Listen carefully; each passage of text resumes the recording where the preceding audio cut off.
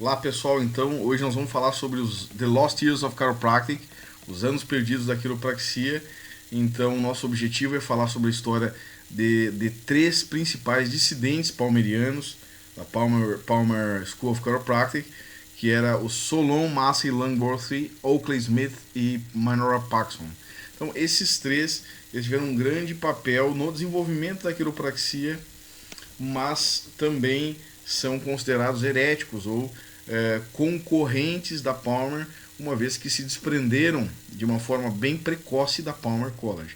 Então esses três eles fundaram a American School of Chiropractic, e esses três também escreveram um livro chamado Modernized Chiropractic. Para você ter uma ideia, esse é o primeiro livro de quiropraxia escrito em toda a história.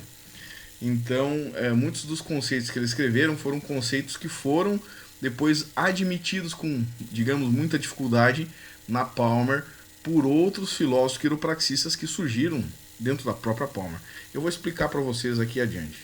Então, só para colocar para vocês, o período de The Lost Years of Chiropractic terminou em 1906. Nesse período, a Palmer tiveram inúmeros problemas financeiros e também processos judiciais. E por isso foram chamados de Lost Years of Chiropractic. Na realidade, The Lost Years of Chiropractic pode dizer que foram perdidos para Palmer, porque não pela quiropraxia, até pelo desenvolvimento que teve de outros, né, heréticos, concorrentes, né, da Palmer, como o pessoal da American School of Chiropractic, esses três que a gente falou. Então aqui, né, mostra um post, né, uma divulgação da publicação do Chiropractic Adjuster. Esse é um período onde D.D. Palmer, que já não se anuncia como Palmer School of Chiropractic, se anuncia como Fountainhead School of Chiropractic. Fountainhead, quer dizer, a nascente, na escola nascente, né, da quiropraxia. E ele se divulga aqui como descobridor, desenvolvedor e fundador da quiropraxia, né? Então, o D.D. Palmer, nesse período, em 1909, ele já não estava mais dentro da Palmer School of Chiropractic, uma vez que ele vendeu a Palmer School of Chiropractic em 1906, o período onde nós consideramos o fim do The Lost Years of Chiropractic, 1906, o período onde ele saiu da prisão e vendeu a Palmer School para o filho dele, Bartlett Joshua Palmer. E realmente, nesse período de 1906, quando B.J. toma as rédeas da Palmer, a Palmer realmente passa por um processo de desenvolvimento incrível. Então, aqui o post mostra o período já que D.D. Palmer estava em Oregon e aqui anunciando, né, solicitando contratar 1000 quiropraxistas para o Fountainhead School. Então, vamos adiante. Aqui temos, então, os dissidentes palmerianos, Solon Langworthy, Solon Massey Langworthy, Oakley Smith e Minora Paxson. Então, esses três que fundaram a American School of Chiropractic, eles tinham alguns motivos para, digamos, abandonar a Palmer, tornarem-se dissidentes, e os principais motivos, né, eram principalmente motivos filosóficos. Todos eram adeptos ao vitalismo, estudaram com D.D. Palmer, todos eles estudaram com D.D. Palmer, nunca, de certa forma, nunca viraram as costas para D.D. Palmer, mas eles tinham algumas críticas ao modelo de D.D. Palmer, principalmente quanto ao modelo de subluxação, porque eles não acreditavam, não é que eles não acreditavam em subluxação, eles não acreditavam que a subluxação poderia então justificar, né, o surgimento de todas as doenças, e que simplesmente a manipulação, o ajuste quiroprático sobre a subluxação pudesse então resolver todas as doenças. Isso é o que preconizava o D.D. Palmer, uma vez porque existia um frisson, né, depois do que ele conseguiu, dos feitos clínicos que ele teve, principalmente quando descobriu a quiropraxia e recuperou a audição do Harvey Lillard, que era o zelador lá do Ryan Building em Davenport.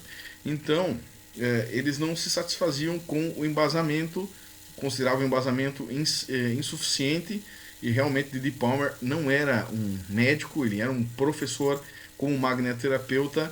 Ele tinha sempre uma abordagem muito mais filosófica do que uma abordagem mais clínica, anatômica, neurofisiopatológica. Então, deixava um pouco a desejar a explicação e não era suficiente somente basear a quiropraxia, fundamentar a quiropraxia com conceitos metafísicos e filosóficos. Então, isso acabou, digamos, impulsionando essa dissidência.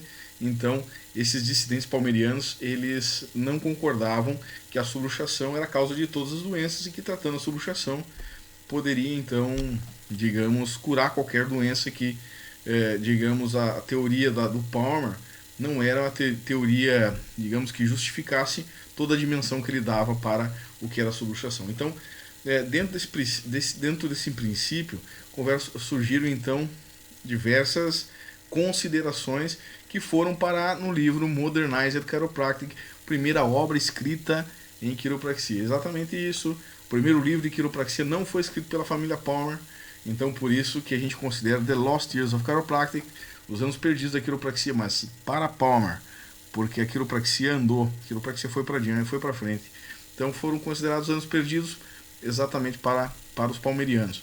E dentro dessa obra Modernized Chiropractic, eles trouxeram um embasamento muito mais consistente para a quiropraxia. Eles buscaram, essa obra ela tem uma fundamentação que impulsionou, digamos, um desenvolvimento futuro. Era como se fosse uma previsão do que poderia acontecer no futuro dentro da quiropraxia. Um dos aspectos foi a subluxação, o conceito de subluxação quiroprático, que para Palmer era um conceito baseado no vitalismo, conceito osso fora do lugar, demorou inclusive, imagina, teve que vir o Alva Gregory em 1910, teve que ter o Stephenson para tentar fortalecer o modelo estático de subluxação proposto por Didi Palmer, e já não era mais aceito entre os quiropraxistas esse modelo, e o Solon, Langworth, o Walkley e a Mainora desenvolveram então um conceito, já a descrição de um conceito que mais adiante foi estabelecido na Palmer, que é o conceito de subluxação dinâmica. Então, que mais tarde foi fortalecido, foi desenvolvido pelo Guillet e os seus, digamos, predecessores, né? O Guillet e seus predecessores, né? Como podemos considerar o predecessor do Guillet, o Fay, o Robert Fay. Então, o Didi Palmer tinha uma teoria muito fraca sobre o que era a subluxação. Era como se fosse um tijolo fora da parede. Isso é insuficiente, demorou inclusive para falar sobre a questão da influência do sistema nervoso nessa época. Então, desta forma, a primeiro paradigma a se quebrar foi o paradigma da subluxação quiroprática. Então, como escrito aqui, isso é um pedaço da própria obra do Modernized Chiropractic, né? Então, citaram, né, que in case of simple vertebral subluxation, the vertebra is not locked in a fixed and permanent abnormal position, like the displaced break in the wall. Então, a vértebra não é um tijolo fora da parede. Então, ele escreveu também: a simple subluxated vertebra differs from a normal vertebra only in its field of motion and the center of this field of motion, because of it being subluxated in various positions of rest and differently located that when it was a normal vertebra. Its field of motion may be too great in some directions and too small in others. Ou seja, o campo de movimento de uma vértebra subluxada podia estar mais restrito de um lado do que para o outro. E isso que diferenciava, então, de uma vértebra não subluxada. Então, não é bastante semelhante com as teorias do Guillet e a do Robert Fay, né, quando desenvolveu o modelo de 5 componentes do Robert Fay, aonde ele citou a cinesiopatologia. Então, foi a primeira vez que se mencionou, né, digamos, a limitação de movimento, ou seja, a cinesiopatologia. Não escreveu ali cinesiopatologia, né, do Robert Fay, mas aqui já deu, digamos, já definiu essa questão da mobilidade articular. Então, se hoje nós falamos em End Field Joint Play, se hoje nós falamos em cinesiopatologia, nessa época era muito avançado ainda, né? Ser considerado esses conceitos. Então, foi rechaçado na Palmer. Então, imagina, 1906 já existia o conceito de fixação, né? Não exatamente escrevendo fixação, mas que o campo de movimento poderia estar mais restrito. O que é isso? É a fixação. É a mesma coisa do que o Guillet, Henri Guillet, o quiropraxista da Bélgica, né, que veio se estudar na Palmer, se formou em 1929 e digamos, criou o Motion Palpation Institute, que criou a palpação, né, Motion Palpation, né, e se baseou na questão da subluxação como se fosse uma, entre aspas, fixação, certo? Então, só que essa teoria já tinha sido escrita no Modernized Chiropractic, que foi a primeira obra de quiropraxia do mundo, em 1906, pelos primeiros alunos do Didi Palmer. Então, o Henri Guillet, de certa forma, ele fez um certo plágio.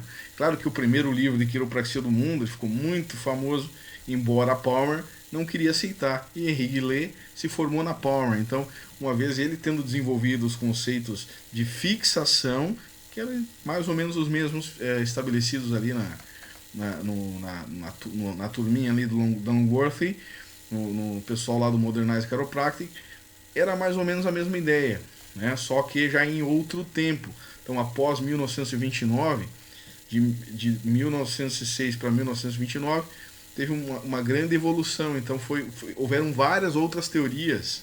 Então, o modelo MOP já tinha passado, né? O Alva Gregory já teorizou com a questão assim da função neural comprometida, mas por pensamento.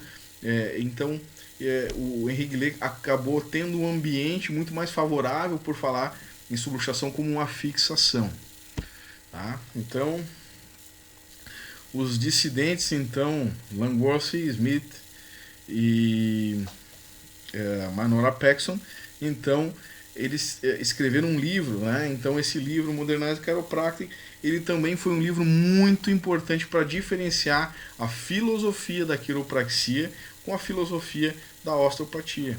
Então, através desse livro, pôde-se estabelecer um divisor de águas entre a quiropraxia e a osteopatia, como se tivessem embora todos baseados no vitalismo, tinha uma filosofia profissional distinta uma da outra. Então, alguns falam que esse livro foi utilizado no julgamento do Moricobo. Então, Morris, que era o advogado do caso do Moricobo, ele teria utilizado esse livro também.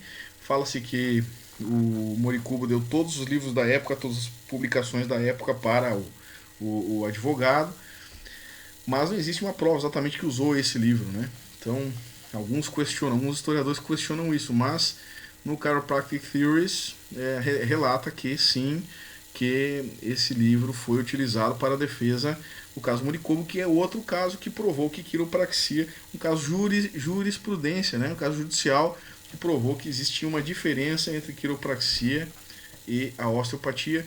Falou-se então, esse livro também menciona sobre a questão da lei da artéria, que a osteopatia, o fundamento primordial da osteopatia era a lei da artéria, e no caso a quiropraxia baseava-se no funcionamento do sistema nervoso. E o livro do Solon Langworthy, o Modernized Chiropractic, o livro desses três, então deu todo esse embasamento, já falou sobre essas diferenças e também citando sobre a subluxação pela primeira vez na literatura, já visto que foi o primeiro livro de quiropraxia já escrito.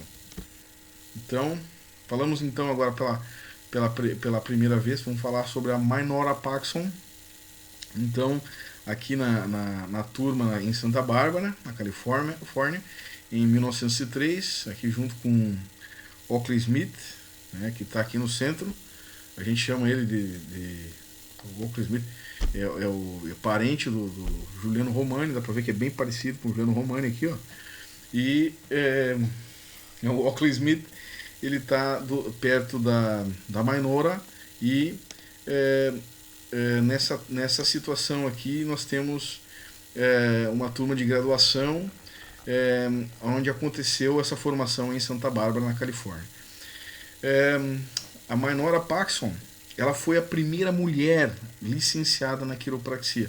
Ela foi a primeira mulher a atuar na quiropraxia.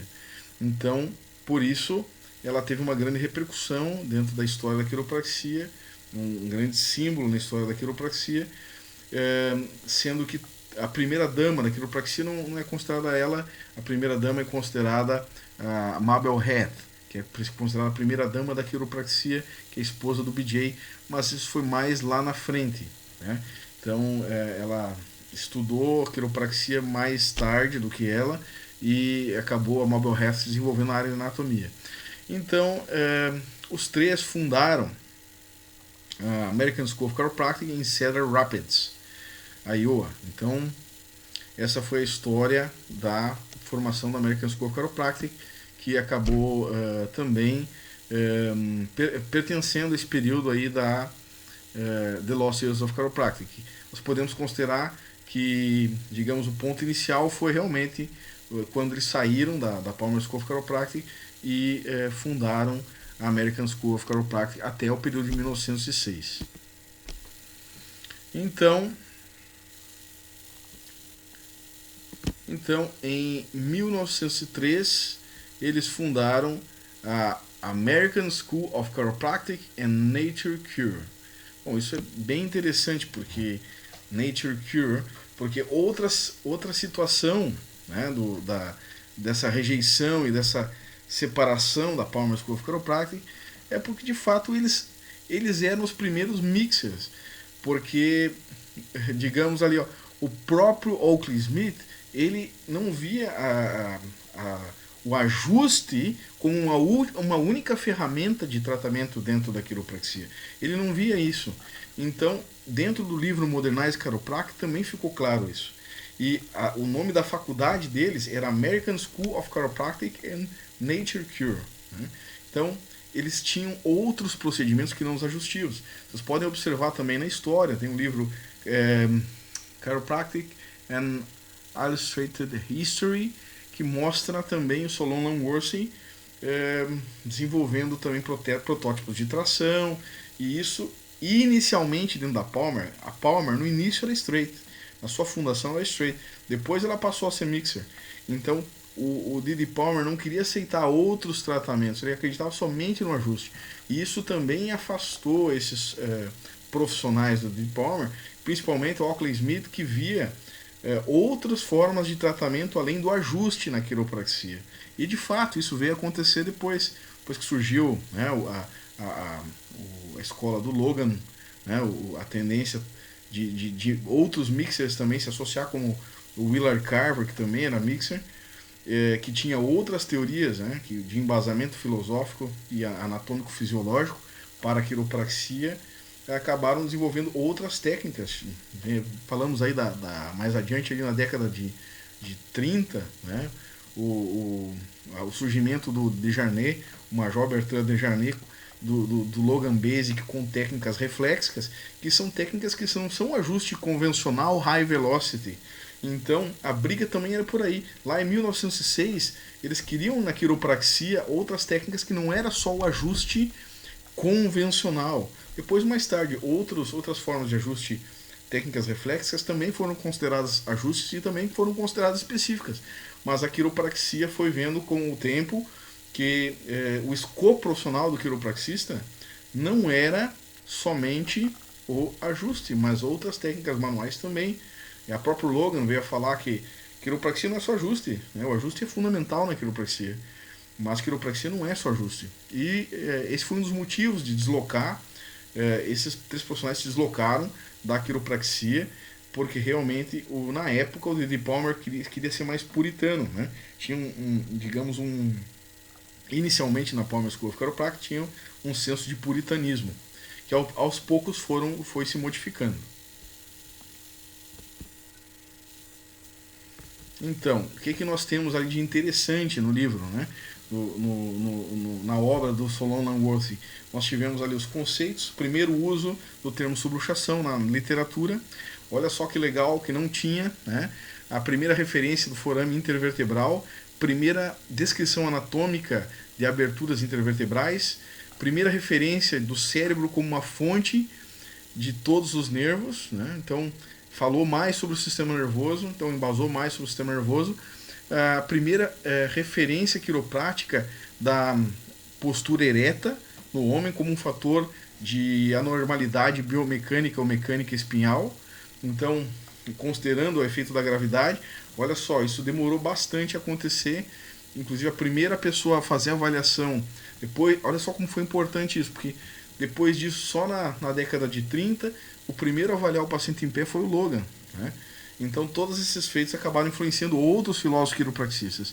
Primeira referência da estatura humana sendo afetada pelas leis da gravidade, primeira referência da saúde e da doença, com uma supremacia dos nervos, se opondo à supremacia do sangue, que era preconizada pela osteopatia. Então, lei da artéria não era o mais importante, não era o supremo, né? Então, o Andrew Taylor Still falava na supremacia da lei da artéria, e na realidade a supremacia era do nervo. Então, a lei do nervo, entre aspas, não se escreveu assim, lei do nervo, mas dava para entender que a lei do nervo era mais forte do que a lei da artéria. E a primeira referência da subluxação como uma fixação e da ADM, do campo de movimento, né? do field of motion de uma vértebra. E isso foi, então, o que foi falado depois de 1929 pelo o quiropraxista de Bruxelas, né? O quiropraxista belga, que veio estudar nos Estados Unidos na Palmer, que era o Henri Guillet. Então, são fatores muito importantes. Esses foram realmente precursores dentro da quiropraxia. Então, digamos, outros feitos que nós temos ali são o livro Modernidade Quiroprática, que a gente já falou, e em si ele também ajudou, principalmente Solon e Worth, em processos legais, né, digamos, jurisprudência, legislação, etc. Então, foram fatores importantes que aconteceram dentro desse período de Lost Years of Chiropractic, 1913 a 1906. Bom, falamos agora sobre Oakley Smith. O Oakley Smith, então, ele veio depois a fundar a naprapatia, né? Eu vou falar um pouco mais sobre a naprapatia, mas em 1980 uma corte chegou a definir que somente médicos, osteopatas e quiropraxistas poderiam praticar naprapatia. De fato, em alguns estados ela virou profissão, então ainda é uma profissão, já é uma profissão separada da quiropraxia, mas depois da era de aquário da quiropraxia, tudo que a naprapatia tem foi também incorporada pela quiropraxia. Então, dentro da própria Palmer já houve centro de reabilitação, fisioterapia aplicada dentro da própria Palmer. Então, dentro da própria quiropraxia acabou reabsorvendo. Primeiro ela rejeitou as ideias do Oakley Smith, forçando o Oakley Smith a sair da Palmer, abrir a American School of American School of Chiropractic em Cedar Rapids, e acabou então em 1907 fundando a naprapatia, né? Que era, o que era a naprapatia eu vou explicar para vocês, mas é realmente a quiropraxia sem ajustes, sem high velocity. Então, trabalhando o equilíbrio de tecidos moles. Então, esse foi um fato também que aconteceu, que é importante. Então, nós temos aqui The Lost Years of Chiropractic, período de 1913 a 1906, American School of Chiropractic, novas teorias. Então, a Palmer estava envolvida em vários processos de dívidas. Então, os termos, né? The vertebra is not lodged in a fixed and permanent abnormal position like a displaced break on the wall. Então, a subluxação, né? Nós temos a questão da subluxação, que o conceito se ampliou dentro dessa obra. Its fields of motion may be too great in one direction and too small in others. Quer dizer o seguinte, subluxação tinha uma restrição, uma fixação de movimento. Então, fizeram isso, conceituaram isso antes do Henri Guillet. Isso é bastante importante falar. E também sobre a questão da diferenciação da quiropraxia e osteopatia em aspectos filosóficos, principalmente, demonstrando que eram duas profissões em separado. Bom, o Solon Langworthy, então, ele tem, já falei para vocês, né? né, do que ele fez. Eu já mencionei sobre a subluxação, sobre forame intervertebral, sobre a gravidade, postura humana, né? Em pé, a avaliação em pé ainda não foi protagonizado por ele, e sim pelo Logan mais adiante. E como eu já falei para vocês, a questão da osteopatia como supremacia do sangue foi então sobrepujada pela supremacia dos nervos. Isso aí, então nós já falamos também sobre o Modernized Chiropractic e agora falamos então sobre o Chiropractic Protégé, quer dizer, Chiropractors Protégé, que era o protegido queridinho do D.D. Palmer, protegido da quiropraxia, né? Que é de fato o Oakley Smith. Então o Oakley Smith, então, ele formou-se em 1880, né? Em 1899, se formou em 1899, e nesse mesmo ano ele também foi aceito na Medical School University of Iowa. Então ele se formou médico. Após 3 anos, então passou a trabalhar com o D.D. Palmer, que era o fundador da quiropraxia. Então Oakley Smith estudou quiropraxia em 1899 e nesse mesmo ano entrou na faculdade de medicina. Alguns anos depois, o Oakley Smith acabou rompendo então com o D.D. Palmer e se mudou para Chicago. Tá?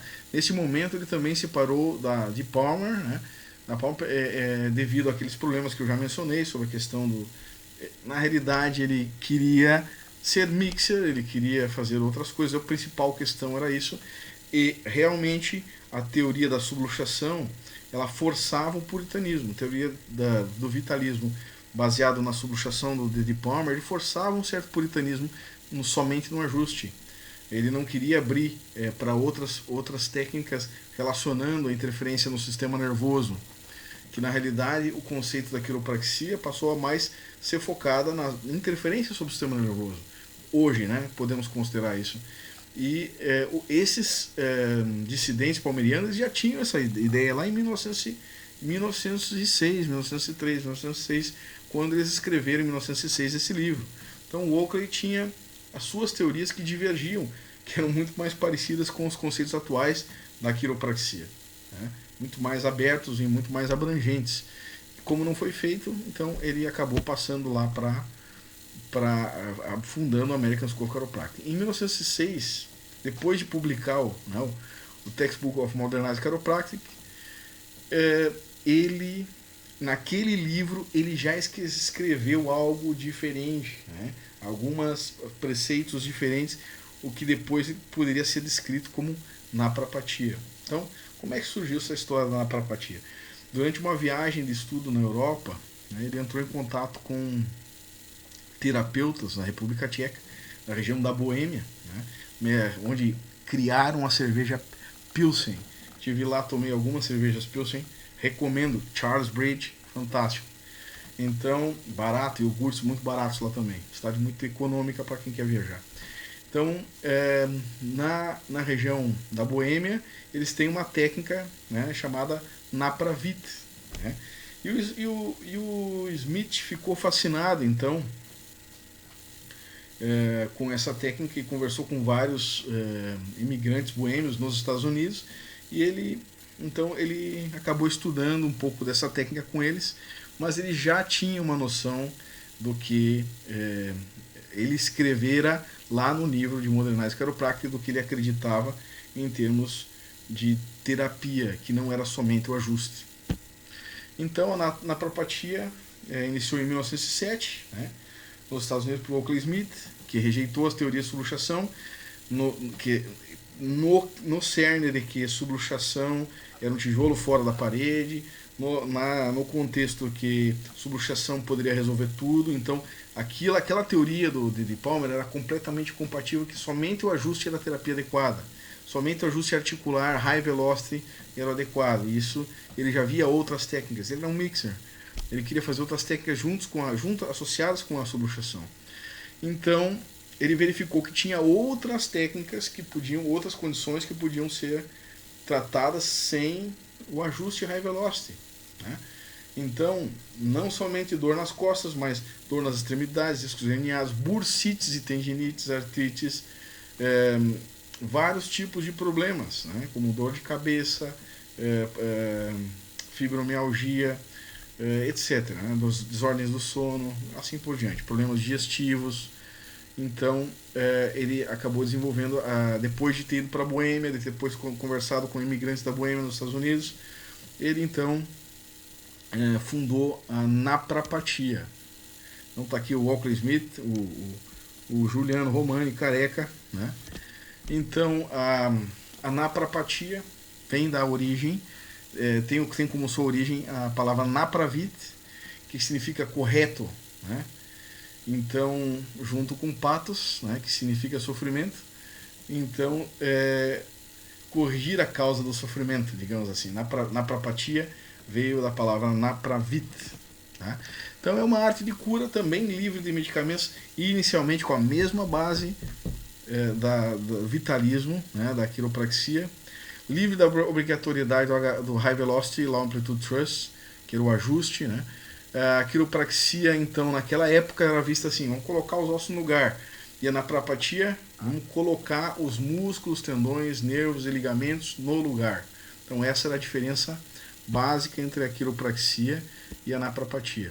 Então, a naprapatia era uma terapia, né, que, digamos, foi bastante promissora, né? Então, no entanto, ela foi, depois de certo tempo, ela foi absorvida.